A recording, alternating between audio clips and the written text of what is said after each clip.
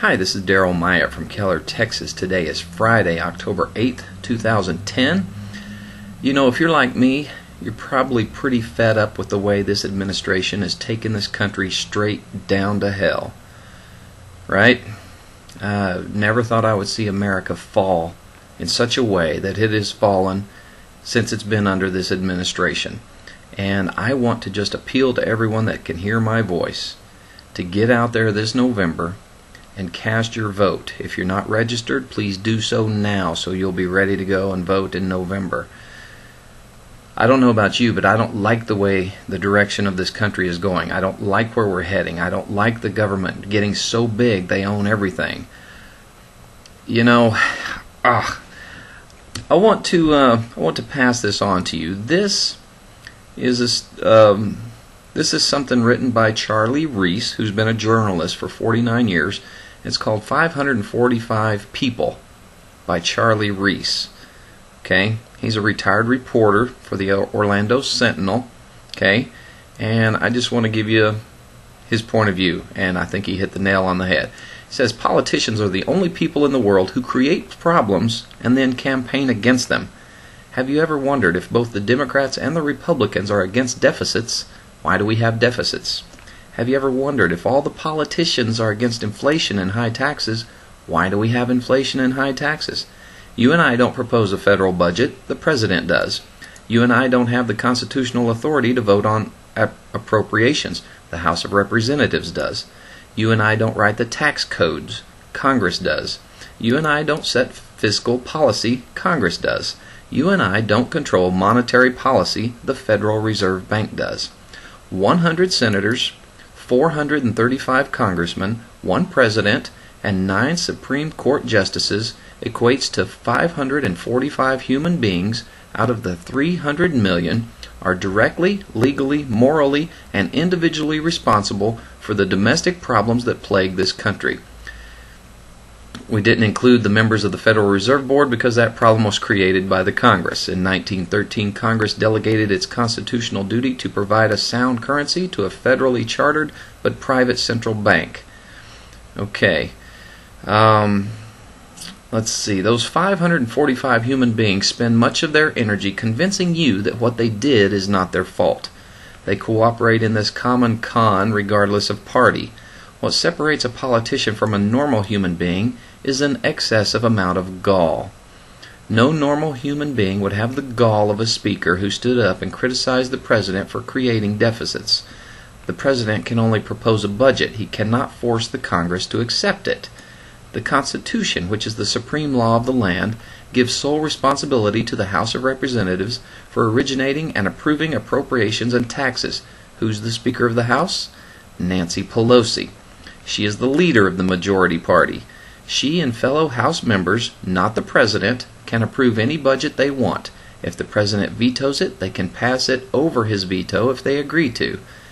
It seems inconceivable to me that a nation of 300 million people cannot replace 545 people who stand convicted by present facts of incompetence and irresponsibility. I can't think of a single domestic problem that is not directly traceable to those 545 people. When you fully grasp the plain truth that 545 people exercise the power of the federal government, then it must follow that what exists is what they want to exist. If the tax code is unfair, it's because they want it to be unfair. If the budget is in the red, it's because they want it in the red. If the Army and the Marines are in Iraq, it's because they want them in Iraq. If they do not receive Social Security but are on an elite retirement plan not available to the people, it's because they want it that way. There are no insoluble government problems. Don't let those 545 people shift the blame to bureaucrats whom they hire and whose job they can abolish, to lobbyists whose gifts and advice they can reject, to regulators to whom they give the power to regulate and from whom they can take this power away.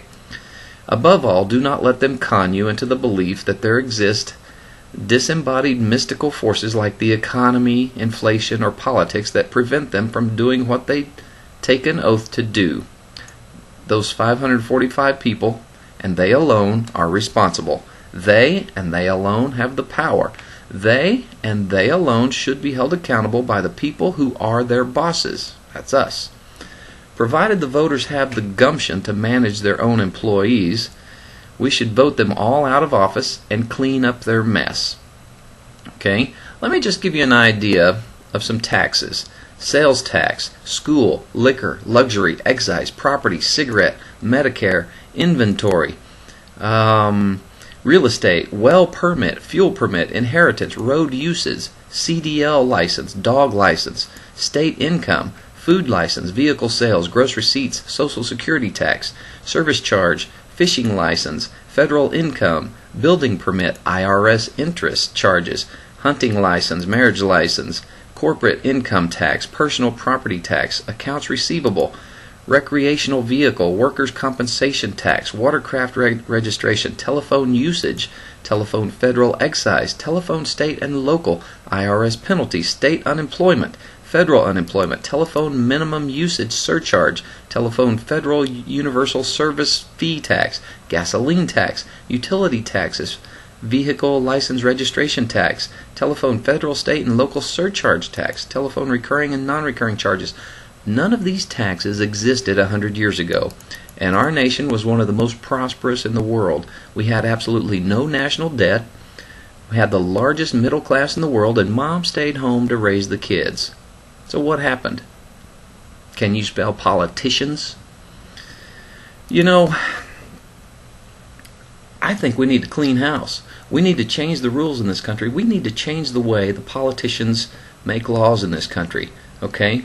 This country used to be for the people, by the people, and of the people. That's how the government was run. Today, it's government for the government. Okay? They're in it for themselves. We need to have term limits. Okay? We need to put these people on the same programs we're on. Why do they're the only group in the whole country that gets to vote on raising their own pay.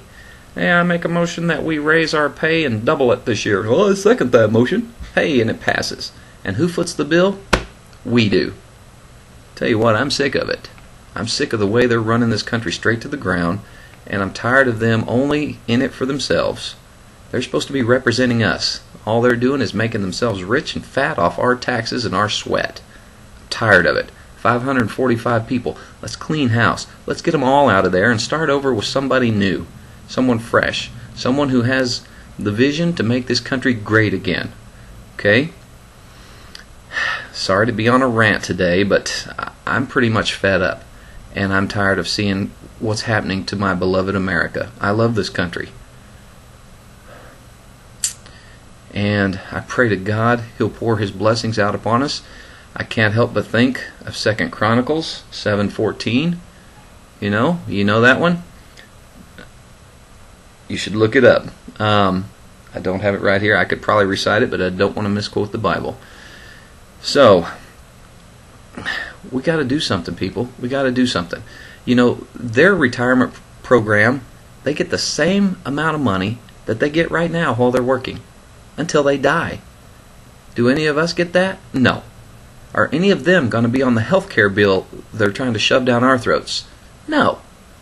Is that fair? Is that right? I don't think so. We need to limit these people. There should no longer be career politicians. You know? It should be an honor to serve in the Congress or the House of Representatives. It should not be a 40, 50, 60-year career like some of these guys. I'm sorry, but things need to change. And we need to be the ones that make that change. Okay? We need to stand up and fight for what's right. Listen to this story out of Archamax.com. Woman destroys controversial Jesus print. A female truck driver was arrested after she allegedly ripped up a lithograph at a Colorado museum that reportedly shows Jesus Christ having sex. Kathleen Folden, 56, of Kalispell, Montana, spent the night in the Larimer County Jail after being arrested at the Loveland Museum Gallery. The Coloradoan of Fort Collins reported. Police said she used a crowbar to break through the plexiglass protecting the lithograph and then shredded it. She is likely to be charged with criminal mischief. This is what I'm talking about. We need to stand up for what's right, and we need to quit just sitting back and letting somebody else take care of it. This November, get out and vote. Let's show the politicians that we're pretty much fed up with the way this country's going. Let's show them that, you know what? We do want change, but not the kind you're trying to shove down our throats. We want real change. Change for the people. Change for the ones that are out there working their tails off trying to make ends meet. Okay? Sorry, guys. I get a little frustrated with some of this stuff. You know, let me read Isaiah 9, verse 6. For unto us a child is born, to us a son is given, and the government will be on his shoulders. I can't wait till Jesus Christ is here running this place, because it's going to be a whole lot better. And let's see, I got another scripture here I'd like to read. Okay, in Romans 12, it talks about we all have different gifts. In Romans 12:6, if a man's gift is leadership, then let him govern diligently, not just for himself. And I want to finish today a little joke I read. It's called Heaven and Hell. Walking down the street one day, a corrupt senator was tragically hit by a car and he died. His soul arrives in heaven. He's met by St. Peter at the entrance. Welcome to heaven, says St. Peter, but before you settle in, it seems there's a problem. We seldom see a high official like you around these parts, so we're not quite sure what to do with you. Oh, that's no problem, Senator says. Just let me in. He says, well, I'd like to, but I have orders from the higher-ups. What we'll do is have you spend one day in hell and one day in heaven. Then you can choose where to spend eternity. Really? Said the senator. I've already made up my mind. I want to be in heaven. Well, I'm sorry, says St. Peter, but we have rules. So with that, St. Peter escorts him to the elevator, and he goes down to hell. The doors open. He finds himself in the middle of a green golf course. In the distance is a clubhouse, and standing in front of it are all his friends and other politicians who he had worked with. Everyone is happy, and they're in evening dress. They run to greet him. They shake his hand. They reminisce about the good times they had while getting rich at the expense of the people. They play a friendly game of golf, and then they dine on lobster, caviar, and the finest champagne. Also present is the devil, who really is a very friendly guy who's having a good time dancing and telling jokes. They're all having such a good time that before the senator realizes it, it's time to go. Everyone gives him a hearty farewell and waves while the elevator rises. Elevator goes up. Door reopens in heaven where St. Peter's waiting for him. Now it's time to visit heaven, he says. So 24 hours pass with the senator joining a group of contented souls moving from cloud to cloud, listening to the harp and praising God. They have a good time, and before he realizes it, the 24 hours have gone by and St. Peter returns. Well then, you spent a day in hell and another in heaven. Now choose your eternity. The senator reflects for a minute, then he says, well, I would never have said it before, but, heaven has been delightful and all, but I think I'd be better off in hell. So St. Peter escorts him in the elevator, and he goes down to hell. Now the doors of the elevator open, and he's in the middle of a barren wasteland covered with waste and garbage, and there's fire, and it's hot, and he sees all his friends dressed in rags picking up trash and putting it in black bags as more trash falls from above and fire coming down from below, and the devil comes over to him and puts his arm around his shoulders. The senator says, wait a minute, I don't understand. Yesterday I was here. There was a golf course and a clubhouse. We had lobster and caviar. We drank champagne. We danced. We had a great time. Now there's just a wasteland full of garbage and my friends look miserable. What happened? The devil smiles at him and says, yesterday we were campaigning. Today you voted. You ever feel like that? They all lie to us when they're campaigning, don't they? All right, well, listen, I just want to urge you, November 2nd, please get out and vote. Let's change this country for the better. Let's find some leaders that are going to lead us, and hopefully some people that have Jesus Christ in their hearts so they can lead us truthfully and honestly in the right direction. And I'm going to find 2 Chronicles 7:14 because everyone needs to know that one. I want to finish with that verse. It's something we should all have at our fingertips. And it says, if my people who are called by my name will humble themselves and pray and seek my face and turn from their wicked ways, then will I hear from heaven and will forgive their sin and will heal their land. If ever we needed healing, it's right now, people. Do the right thing in November. Let's elect some people that are going to lead us righteously. God bless you. Talk to you soon.